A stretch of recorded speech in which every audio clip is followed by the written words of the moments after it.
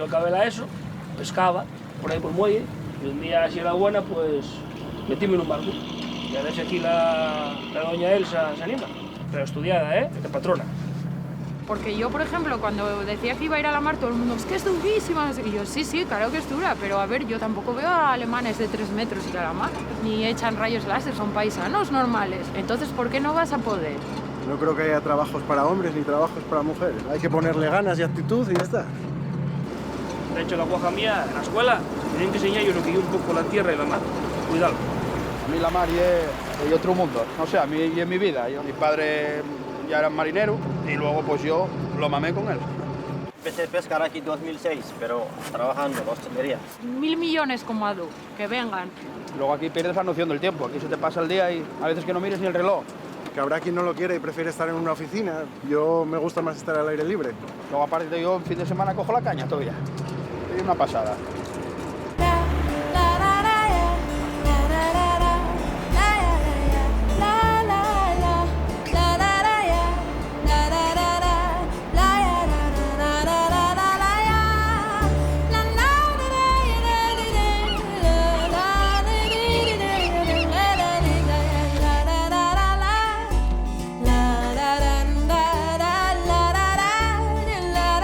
Vas a ayudarme, ¿Ya sabes tú?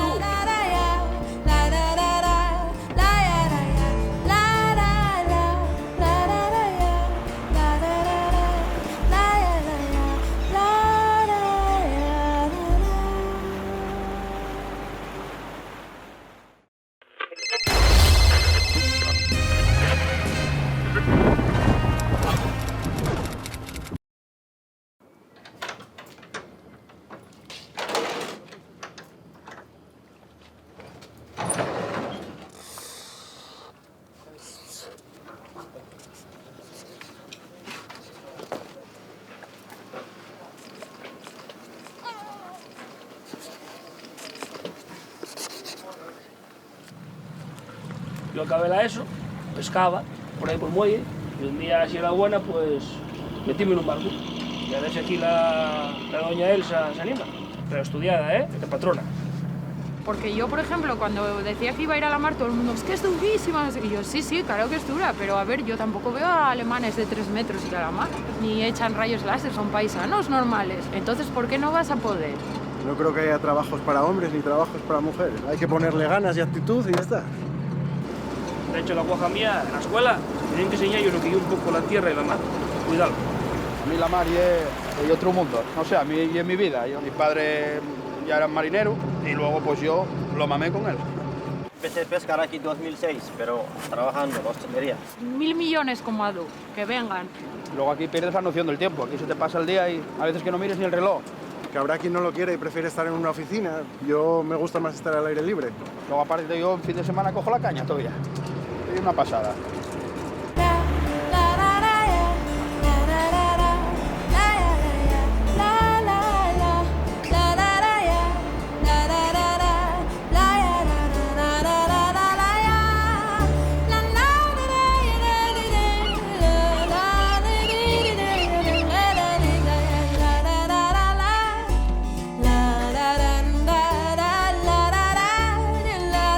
Vas a ayudarme, ¿Ya sabes tú?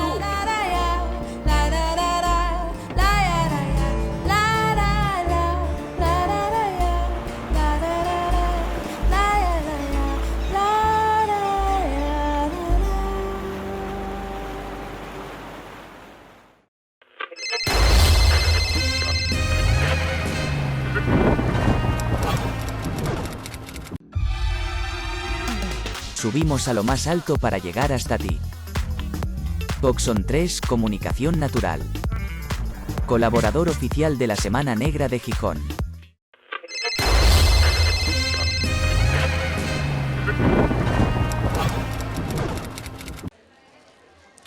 Buenas tardes. Estamos en la Semana Negra y continúa. En este caso con Ramón del Castillo y su trabajo, el libro que acaba de ver la luz y que tenemos aquí delante, de Chesterton, Gramsci y Divinos Detectives. este libro, bueno, hay cosas en la vida que ya sabéis que a veces empiezan como un chiste y terminan con un drama. Tenemos ahí el caso de Trump, que empezó con un chiste ganando en las elecciones y luego acabó con un asalto al Capitolio. Luego tenemos, por el contrario, cosas que empiezan con cosas serias, como el Brexit, y termina con un cachondeo, como fue el caso de Boris Johnson. Y en este caso tenemos un libro que empezó de una forma seria y ha continuado de una manera mucho más seria. Hace 2 años, cuando todos los festivales literarios se suspendieron en el mundo, y pruebas deportivas y campeonatos, la Semana Negra no se suspendió. Fue el único festival a nivel mundial que continuó su marcha y se celebró, tuvimos que adaptar su formato, mantener las distancias de seguridad, y se hizo en el CAI, en el Instituto Jovellanos. En esa edición, en el año 2020, había una mesa que queríamos llevar a cabo, que era el marxismo y la novela negra. Para ello estuvimos nosotros dos, Ramón, estaba yo, y vino Juan Madrid a esa mesa de debate. Ahí pretendíamos, habían sacado la publicación de unos trabajos de Ernest Mandel sobre la novela negra, y bueno, a raíz de esos trabajos de Mandel, otros trabajos que tenía Ramón sobre Gramsci, fuimos montando esa mesa hace 2 años. Eso llevó a que Ramón, en el periódico A Quemarropa, escribiera un artículo sobre, pues precisamente sobre Gramsci y su visión de la novela negra. Y eso fue hace 2 años. Al final, algo que empezó de una forma seria, como os estoy contando, acabó de otra manera mucho más seria, que es en este trabajo de investigación. Un trabajo en el que Ramón va partiendo de cómo algunos pensadores marxistas, como pudo ser Gramsci, incluso Bertolt Brecht, cómo analizaron la novela negra, algunos odiándola, otros amándola, y unos posicionándose de un lado de la novela y otros de otro estilo de novela. En este caso, Ramón parte de Chesterton, del padre Brown, y de los trabajos y de las lecturas que en su momento, en ese periodo de entreguerras, Gramsci también realiza en la cárcel y que traslada a sus cuadernos de la cárcel. Entonces, aunque iremos luego preguntándole a Ramón y le iremos sacando información, sí que quisiera darle la palabra a él para que un poco él contara ya de primera mano cómo nace este trabajo de estudio de la novela negra, la visión sobre la novela negra policíaca de Gramsci, de Bertolt Brecht, de aquellos marxistas del periodo de entreguerras entre la Primera Guerra Mundial y la Segunda. Bueno, Ramón, te dejo un poco para que nos ilustres sobre pues el nada. Buenas tardes a todas, a todos, y nada, me alegra mucho volver a la Semana Negra, que como Alejandro dice, pues sí, la última vez que vine fue el año de la pandemia, y bueno, Alejandro, que habíamos trabajado juntos en la UNED 5 años hasta dar lugar a su libro sobre las conspiraciones y la crítica de la razón paranoica, que es una obra monumental, como dijo un periodista en El País. Pues esto pasó después, y pasó porque durante la pandemia pues me dediqué a escribir gente que había, pues no sé muy bien por qué, a personajes que habían escrito encerrados, ¿no? De hecho, también leí a Rosa Luxemburg, que por cierto en una caseta por aquí están vendiendo los diarios, las cartas de Rosa Luxemburg, y en fin. Y entonces pues empecé a releer los cuadernos de Gramsci, ¿no? Pero bueno, eso no justificaría que acabara uno hablando de Sherlock Holmes y de Chesterton por leer a Gramsci, pero sí, es así.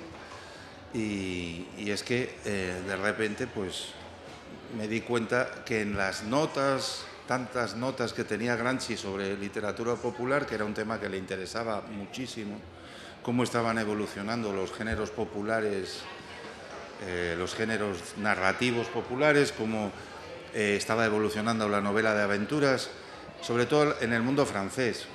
Estaba muy pendiente de la evolución de Alejandro Dumas, de la novela histórica, de la novela de aventuras, de los papeles nuevos que tenían los personajes heroicos, pero no, en fin, en esa cantidad ingente de reflexiones que Gramsci tenía y que hacía con muy pocos materiales, con lo poco que tenía en la cárcel, las revistas que conseguía y tal, pues me encontré esta curiosa y simpática afirmación de que Sherlock Holmes era una apología, representaba una apología del racionalismo burgués científico, y que él disfrutaba y encontraba muy positivas las historias de Chesterton, ¿no?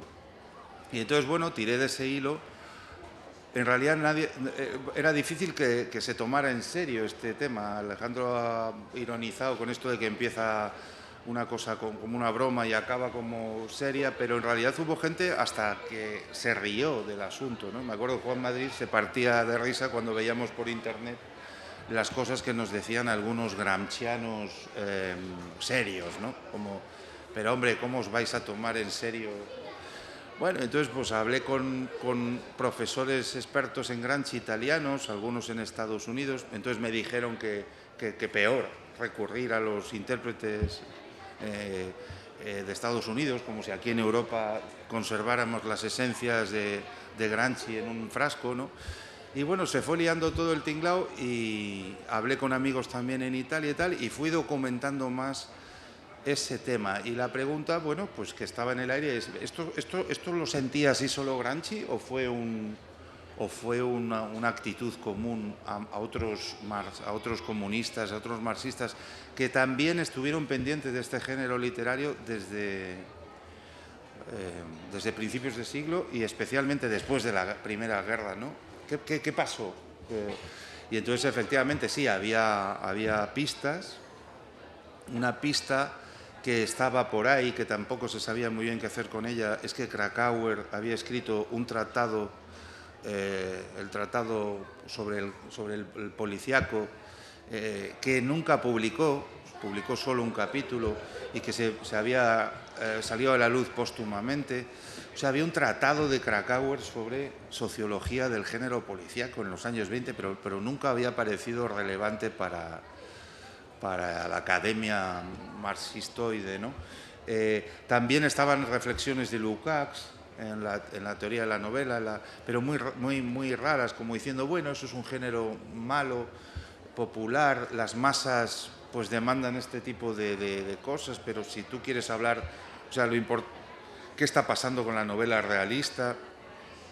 ¿Qué pasaba con Dostoyevsky, donde salen crímenes y castigos, en fin, asesinatos? Entonces, bueno, no era el único también. Entonces, ahí empezó la pesquisa, ¿no? Y esos son los 2 años que me llevan a esto, que parece pequeñito, pero que es un auténtico rompecabezas. Literalmente te rompe la cabeza montarlo, ¿no? Y bueno, la idea un poco general, por matizar solo una cosa que ha dicho Gallo, es que en realidad no es la novela negra, es la novela enigma. El libro acaba justamente cuando empieza el apogeo de la novela americana y lo que se plantea es qué dice el marxismo sobre la novela enigma, qué dice el marxismo sobre la novela clásica, no sobre la negra, que parecería la novela predilecta de ese lado, ¿no? Entonces, empieza con Piglia, con Saer, pero en realidad el libro se limita a un periodo histórico muy cortito, ¿no? Que es desde el nacimiento del enigma hasta la aparición del género negro en Estados Unidos.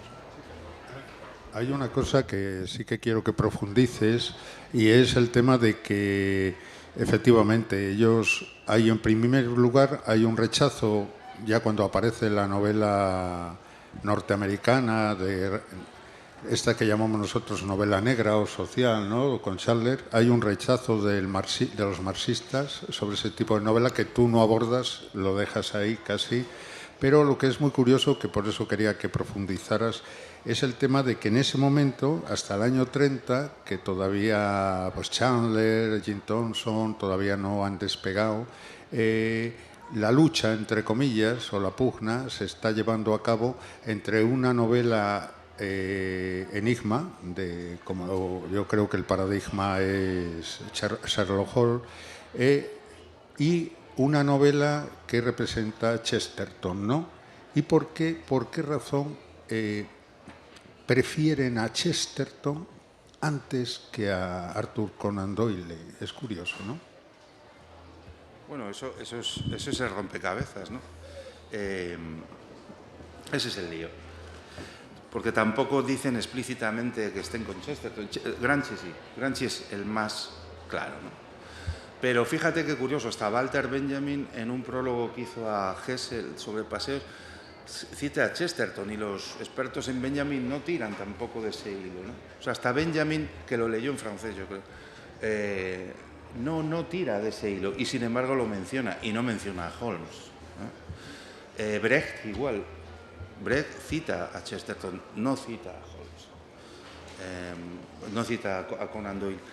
Bueno, la forma facilonga de decirlo es que todos veían en Holmes, no solo en sus procedimientos, sino en su relación con la policía, con el Estado, su relación también con sus clientes, pues una especie de apología de un racionalismo que confiaba en que si bien los cuerpos policiales eran incompetentes, bueno, triunfaba finalmente esa razón, y esa razón genial del detective, y digamos que reconciliaba el orden social, es decir, lo que no podía reconciliar los aparatos del Estado, pues bueno, el genio de Holmes, que además es un dandy, que se mete sus lingotazos de cierta droga, que toca el violín, que en realidad le da igual que el delincuente se escape, incluso los deja escapar a veces, porque en realidad lo que quiere es esa exaltación de una razón pura, ¿no? De una razón que además, sin moverse de casa, puede resolver el caso, ¿no? Es decir, decía, a ver, contadme, ¿qué habéis visto? No, pero ve allí. No, si no me hace falta ir. Y entonces esa apología de no necesitas enmierdarte, con perdón, no necesitas bajar a la escena del crimen para resolverla de una forma puramente lógica. Entonces, eso fue lo que mosqueó básicamente. Ahora, ¿por qué cada uno de ellos se ponía del lado de Chesterton? Bueno, mi propuesta en el libro es que Brecht, por ejemplo, se pone del lado de la enigma porque es más teatral, porque es un mecanismo teatral y además es un mecanismo moralizante. Hace un mensaje, ya veréis que he traducido textos de Brecht donde dice que tiene una moraleja. Entonces, bueno, la ventaja de la novela Enigma es que son pocos personajes, y es cierto, los cuentos de Chesterton los puedes llevar a teatro, se pasan el cuento hablando. No como en una novela de Chandler, un coche por Los Ángeles y de camino a no sé dónde se encuentra con un tío que destila alcohol y con una fábrica ilegal de cerdos. No, Chesterton están ahí 4 o 5 y no es el cuarto amarillo, pero sí hay una limitación de espacio-tiempo. Y entonces es el respeto de las unidades dramáticas en el Enigma. A Brecht le gustaba, ¿no? Y es un chiste que cuento que no tiene ninguna gracia porque es súper serio. Una cosa que cuento es que Chesterton proponía la traducción de tragedias isabelinas a cuentos policíacos, no tragedias griegas, que siempre se ha dicho que si Edipo Rey era el primer. No, en la tragedia griega el público sabe lo que va a pasar, sabe que Edipo. Es decir, los griegos sabían cuando iban al teatro cómo acababa la historia. No había ninguna sorpresa de que el asesino había sido la ama de llaves o el jardinero. No, se sabía que Edipo era el que la cagaba, ¿no? Y la catarsis era, ¿no? Saber, hostias, la va a cagar. Eso es el teatro griego, ¿no? Pero Chesterton lo que hacía era jugar más con las formalidades del teatro isabelino. Y entonces propone, por ejemplo, la traducción de Hamlet de Shakespeare, cómo la podría reversionar y convertirla en un cuento, en un cuento policíaco. Empezarías con el cadáver y el final de este Hamlet, a lo Chesterton, pues sería el descubrimiento del asesino, ¿no? Entonces, Brecht está pensando en los usos políticos y sociales del teatro. Entonces, pues curiosamente cree que la fórmula de Chesterton es más interesante que la otra. Luego, por ejemplo, Mandel es el más severo. O sea, Mandel realmente le dispara a Conan Doyle, pero directamente, ¿no? Como si fuera una...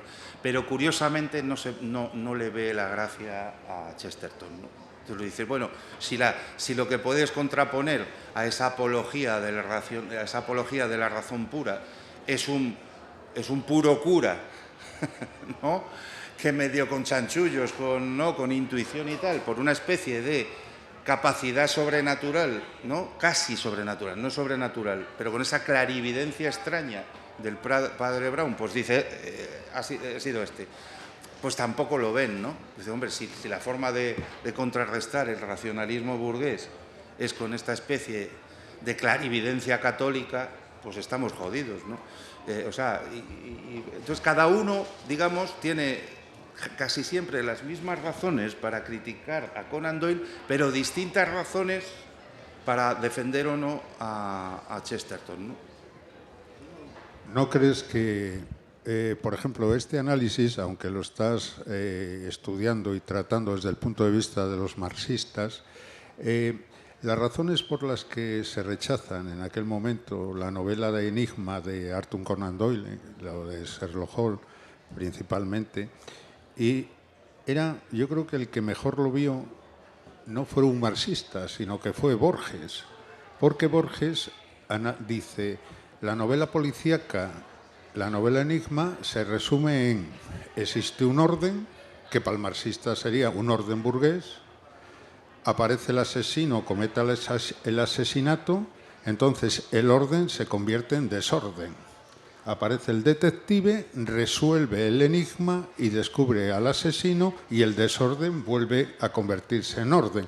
Entonces, en ese esquema de Borges, al final está resumiendo lo que el marxista en aquel momento veía en la novela Enigma. Es decir, veía una clara apología del sistema capitalista, ¿no? ¿No te parece a ti que Borges lo sintetiza también? En el libro yo he aprendido mucho volviendo a leer a Borges. Y, o sea, es sorprendente A ver, no me voy a echar una flor, pero hay cosas que dijo Borges sobre el enigma que exactamente lo que tú has dicho, pero luego dijo una cosa que yo es la que he intentado sacarle jugo, ¿no?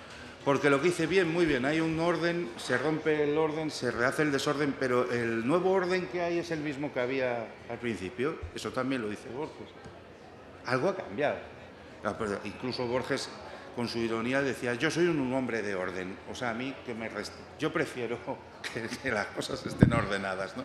Pero no es el mismo orden, ¿no? Y eso en Chesterton es mucho más evidente que en la novela Enigma de Holmes. Es decir, en Chesterton se restaura cierto orden, pero, joder, lo que ha dejado ver las tinieblas, que han dejado ver el momento de desorden, son asombrosas, ¿no? O sea, y ahí es donde Borges lo que dice, y esto es lo que la punta que le saco al lápiz en el libro, es que en realidad Chesterton, a pesar de que se convirtió al catolicismo y militaba de apologeta católica, seguía siendo un escritor gótico. Seguía siendo un escritor gótico, es decir, Doyle realmente sí naturaliza el gótico, pero Chesterton deja no algo sobrenatural, pero sí algo enigmático o por lo menos inquietante. Entonces esa tesis de Borges es la que no se suele recordar tanto. Y tiene la habilidad Borges de decir, cuidado con Chesterton. Chesterton es genial porque en el fondo, aunque monta el policíaco y el enigma, está haciendo novela gótica. O sea, está haciendo también thriller teológico, por decirlo de algún modo, ¿no? Thriller teológico. Y eso me costó sacarlo, pero me alegró mucho recuperar esos escritos de Borges en otros lados, hablé con borgianos, tal, y sí, claro, tal. Y eso fue una virtud extraordinaria, porque que Piglia también afila a veces en las lecciones de Stanford o de Princeton. Piglia también, claro, leía a Borges. Piglia también ayuda a entender ese otro lado de Borges, ¿no? Que es, el debate no es solo que Chesterton sea mejor escritor que Conan Doyle es mejor escritor de lo que se cree, ¿no? Sino que Chesterton es tan irónico que preserva el mundo sobrenatural con esta tontería de los enigmas cotidianos, ¿no? Aunque sean casos cotidianos, que tal, ese inmundo que intuyes detrás de un asesinato, de un metal, eso sigue siendo gótico, ¿no? Y eso Borges fue el único yo creo que el único que lo ve, ¿no? Hay una cosa también extraña en el libro, y es que no sale el hombre que fue jueves hasta el final, porque el propio Chesterton dijo que por favor se distinguieran, ¿verdad? Y dijo algo muy serio, y es que era una broma. Dijo, nadie se acuerda del subtítulo del hombre que fue jueves, se llama Una pesadilla. Y entonces esto era una broma. Sí, una pesadilla. O sea, una broma pesada quizá, ¿no? Pero el libro también, claro, si Chesterton abre ese mundo de tinieblas sin darte cuenta, pues dirías, las tinieblas las abre más en el hombre que fue jueves, pero no, él mismo dijo, no nos tomemos en broma el padre Brown y en serio el hombre que fue jueves, porque en esas tonterías de los casos de Brown, del padre Brown, ahí también hay un tinglado teológico y un tinglado, ¿no? Ahí está el mal, ahí está todo el tema de las, ¿no? O sea, eso también me costó bastante contraponer y por cierto, igual que dijo que el hombre que fue jueves es una broma, también dijo que todos los cuentos del padre Brown eran una parodia o comedia de la novela de detectives. O sea, lo dijo literalmente. Esto es una parodia. Ahora, joder con las parodias. Es que la parodia es una cosa jodidamente aterradora. O sea, porque sean una parodia no quiere decir que no sean horrorosas. Al revés. A veces lo paródico es todavía más horroroso que lo trágico, ¿no? Sí, es curioso, has mencionado ahora a Chesterton, en el sentido de que él ya en la última etapa de su vida acaba en el catolicismo, ¿no? Y tenemos, pero parece que, bueno, pues que por sus textos parece que nos lo adelantaba. Lo que resulta más sorprendente es Arthur Conan Doyle, en el sentido de que todos sus personajes eran absolutamente lógicos, matemáticos, si queremos, ¿no? Y sin embargo, Arthur Conan Doyle lo que cae es en el espiritismo. Y es su amigo Houdini, el mago, quien le intenta llevar por el camino de la lógica y de la razón, curiosamente, ¿no? Entonces, sí que efectivamente, al final, en los textos de Chesterton acabas viendo ese sustrato teológico, ¿no? Al final, pero en los de Arthur Conan Doyle resulta menos evidente ese último episodio de su vida con el espiritismo y con diríamos, con lo paranormal, por decirlo de alguna manera, ¿no? Y que curiosamente sea su amigo el mago. Había una exposición en Madrid hace años, me parece hace 5 o 6 años, en el que hablaban de todas estas cuestiones sobre las relaciones que hubo entre Houdini y Arthur Conan Doyle. Curiosamente, un mago intentando a su amigo, a su contrincante, volverlo a retomar al mundo de la lógica y de la razón, y el otro yendo por los mundos paranormales, ¿no? Esto también pesó, ¿tú crees, en la forma de verlos ambos, a Chesterton y a Conan Doyle? Bueno, está en el libro. Hay una cita de Chesterton. Pero una cosa que Chesterton hizo en todos los escritos sobre cómo hacer novelas policíacas fue hablar de Conan Doyle sin decirlo. Bueno, y diciéndolo. Hay algunos que lo dicen, otros no lo dicen, pero está hablando con él. Entonces él lo que le admira a Conan Doyle es que fue capaz de no sacar lo sobrenatural en los cuentos. O sea, que acabando donde acabó, que tampoco es que acabó, siempre estuvo, que hasta en El perro de los Baskerville, en los cuentos que parece que Conan Doyle va a darle una oportunidad al mundo sobrenatural, lo corta. Entonces eso a Chesterton le parecía admirable, ¿no? Pues sin embargo, era también la técnica de Chesterton, la idea de que todo lo que pueda parecer sobrenatural o milagroso no lo sea. ¿Pero por qué? Dices, coño, un cura diciendo que esto no es milagroso. Y dice, claro, porque si elimina lo sobrenatural, lo que sea lo otro, lo de la teología católica, pues será lo bueno. Claro, tienes que ir eliminando las franquicias malas de lo sobrenatural. Y si hay algo sobrenatural, pues ya se revelará. Pero tu trabajo es delatar o destapar lo que pasa por sobrenatural. Pero no hacer apología de la apología de la teología católica, ¿no? Sino destruir la competencia, ¿no? Entonces eso es muy, muy sorprendente, ¿no? Que Chesterton diría, no, es algo como el chiste típico católico, no creo en el único Dios verdadero, voy a creer en los otros, ¿no? Decía el ateo aquel, ¿no? Dice, no, a un protestante, ¿no? ¿Cómo voy a creer en el tuyo si no creo en el único verdadero? Pues Chesterton es un poco de, bueno, si hay que creer en algo sobrenatural, que sea lo otro, pero mientras tanto no me hagáis pasar gato por liebre, ¿no? Entonces, la idea... Pero Chesterton admiraba profundamente la contención de Conan Doyle en el marco de sus cuentos. Bueno, es que está bien, si en los cuentos es así, luego él... que se vaya a dar con la ouija o con ¿no? O hablar con los, ¿no?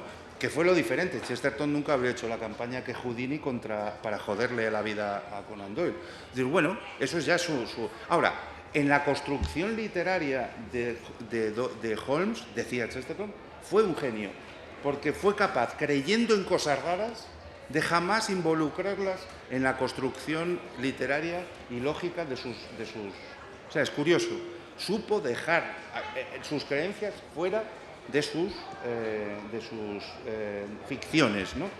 O sea, la gran ficción de Doyle, dicho de otra forma, era dejar sus convicciones fuera. Eso era la ficción. Hago ficción cuando no creo en lo que yo creo. Yo no me circunscribo al marco lógico y me invento esta especie de epítome de la racionalidad, ¿no? Que luego no es así. Es otra cosa que también a mí me sorprendió, es la cantidad de estudios que hay sobre lo ilógico que es Holmes. Y de hecho en los departamentos de lógica de todo el mundo se estudia a Conan Doyle no porque sea el representante de la lógica, sino de otra cosa, que no es exactamente lógica, no es lógica pura, para nada, es lógica heurística, es lógica del descubrimiento.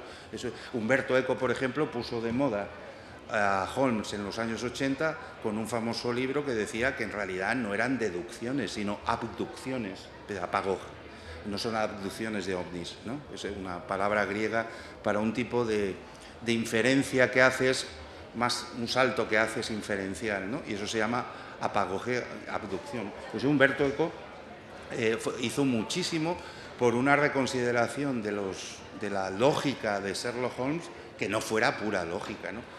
Y Chesterton es que Chesterton fue jodidamente bueno leyendo a Doyle, pero extraordinariamente, estando en desacuerdo, es que lo leyó como nadie. Y uno de los mejores intérpretes de Holmes es aparentemente su enemigo, pero no.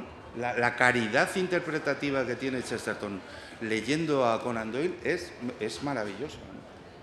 Bueno, yo la verdad que hay una cuestión que nunca se habla de y que tampoco era esta mesa para hablar, pero efectivamente en las aplicaciones de la lógica de Sherlock muchas veces y de Conan Doyle fallan, la lógica falla. Lo que sí es verdaderamente sorprendente en las novelas es cómo va introduciendo elementos de diríamos, de la policía científica, ¿no? El análisis de los tipos de tabaco, de las huellas, no el ADN porque todavía no está, pero todo todo lo que en aquel momento, lo más avanzado que había sobre policía científica, él sí lo recoge. Y Chesterton es lo contrario. Exactamente. No Chesterton era la intuición, le importaba un carajo la ciencia. Nada, ¿no? ni pruebas, ni ceniza, ni huellas, ni nada. Era, como decía, hablando te das cuenta de todo. Decía, tú lo que tienes que hacer es hablar con los testigos, punto. Déjate de policía forense.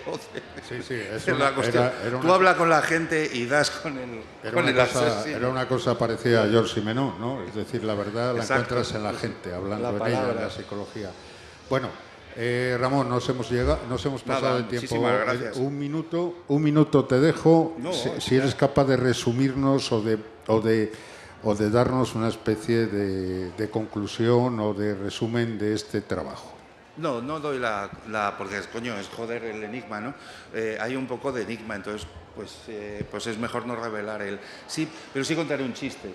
Y es que entre cierta izquierda se dice como que Chesterton, pues como que siendo católico y tal, los comunistas... Bueno, dos de los cuentos mejores para mí de Chesterton, y mucha gente ya me ha escrito y dice, oye, gracias por contarlo porque me he comprado la tercera serie del Padre Brown. Son dos cuentos donde les echan el muerto a comunistas, a jóvenes comunistas. Y entonces el Padre Brown es el que se encarga de que vuelva el muerto a los banqueros, ¿no? Entonces, bueno, no era un hombre de izquierdas, al revés, le horrorizaba el socialismo y tal, pero en los cuentos del Padre Brown, por lo menos el cura, ¿no? Cosa que para mí me alegra, porque los curas que yo conocí, desgraciadamente, eran los que delataban a los comunistas, no los que los salvaban. Pues bueno, el Padre Brown era un cura que por lo menos evitaba que los comunistas se comieran los muertos de los banqueros. O sea, leeros el libro y descubrís dónde está esta historia. Simplemente deciros que aunque hay muy pocos libros, sí que se pondrán allí por si queréis alguien cogerlos y firmar por Ramón. Así que muchas gracias, Ramón, y bueno, seguimos en la Semana Negra. Muchas gracias a ti.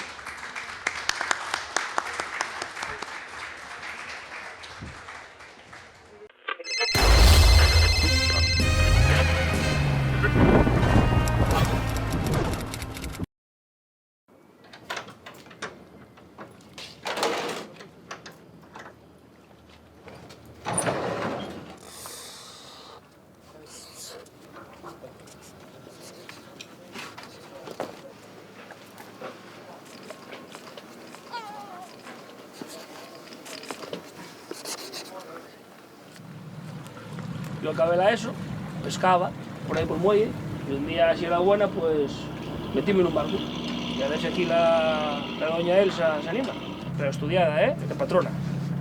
Porque yo, por ejemplo, cuando decía que iba a ir a la mar, todo el mundo, es que es durísima. Y yo, sí, claro que es dura, pero a ver, yo tampoco veo a alemanes de 3 metros ir a la mar, ni echan rayos láser, son paisanos normales. Entonces, ¿por qué no vas a poder? No creo que haya trabajos para hombres ni trabajos para mujeres. Hay que ponerle ganas y actitud y ya está. De hecho, la guaja mía, en la escuela, me tienen que enseñar yo lo que yo un poco la tierra y la mar. Cuidado. A mí la mar es otro mundo. No sé, a mí y en mi vida. Mi padre ya era marinero y luego pues yo lo mamé con él.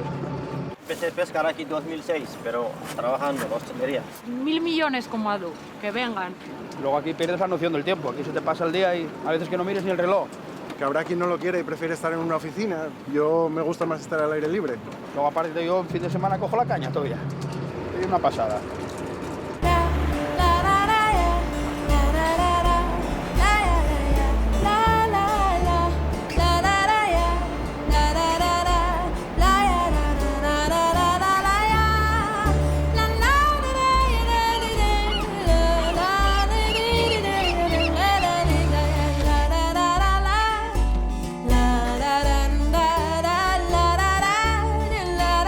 Vas a ayudarme,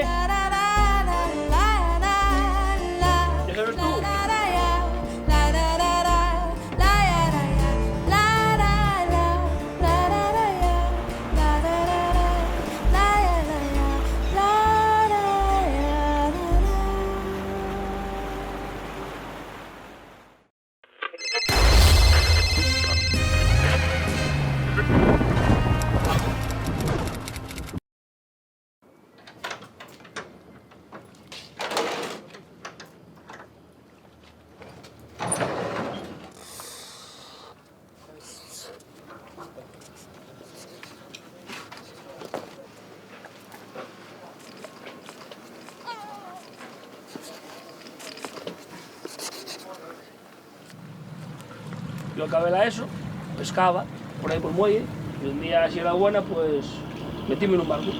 Y a ver si aquí la doña Elsa se anima. Pero estudiada, de patrona. Porque yo, por ejemplo, cuando decía que iba a ir a la mar, todo el mundo, es que es durísima. Y yo, sí, sí, claro que es dura, pero a ver, yo tampoco veo a alemanes de 3 metros ir a la mar, ni echan rayos láser, son paisanos normales. Entonces, ¿por qué no vas a poder? No creo que haya trabajos para hombres ni trabajos para mujeres. Hay que ponerle ganas y actitud y ya está.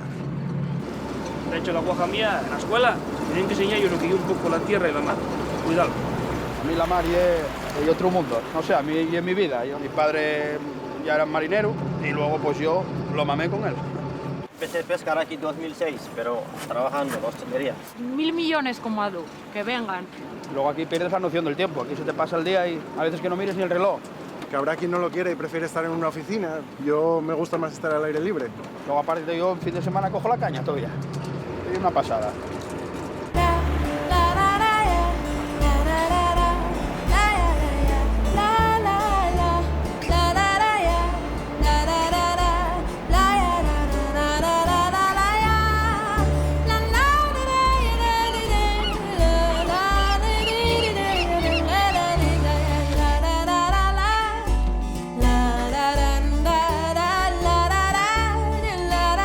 Vas a ayudarme, ¿Ya sabes tú?